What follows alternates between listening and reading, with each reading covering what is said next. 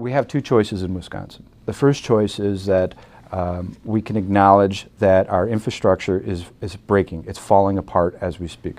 So we can accept that. We could accept that we're going to have a further deterioration of our infrastructure, particularly in the 50th Assembly District. I could take you to some roads that you talked about dental work. Let me tell you what, the dentists love it out there because it'll rattle your teeth out. So we either accept the way it's going, or we acknowledge that this simply is not working, and we have to look at all options to try to rebuild our crumbling infrastructure. It's just that simple. Now the problem is that, as I said, this is a political issue. So we have people who don't want to take a stand on it. They don't want to talk with others on it, based on some ideology that says we cannot do this or we cannot do that. Well, if you start eliminating and removing options, what's left is what you have, and that's not where we want to be in Wisconsin. You know, our gas tax is, 30.9 cents a gallon. It's been that way for a long time. And there's 2 pennies more for PECFA, but yes, go ahead. Right. I think there are a lot of different options, to be real frank with you on this. But I think, it boils down to priorities. Instead of spending billions of dollars on Milwaukee and Madison, perhaps we could spread that out. Perhaps we can allow our municipalities some local control to decide what is in their best interest and the best interest of people that they represent. So when we look at how we're going to fund our roads, that's something I think all options need to be on the table.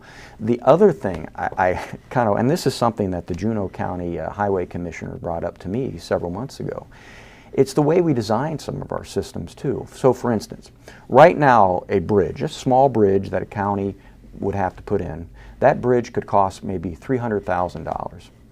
There's other alternatives that they have now. They're called arch, different arch culverts, things like that.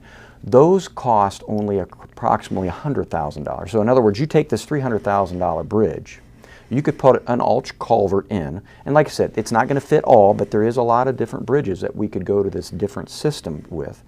That would be a cost of $100,000. It's not only that, is the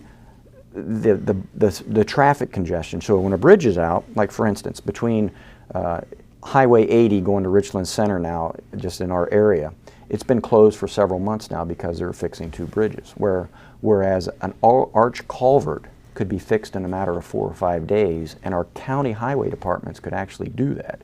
So my point to you on that is, if there's another way we could do a bridge with an arch culvert, or there's another way we could do other road surfaces, things like that, that's something I think we need to look at. It needs to be part of that conversation. I'm not going to lie to you, I'm not a fan of toll roads.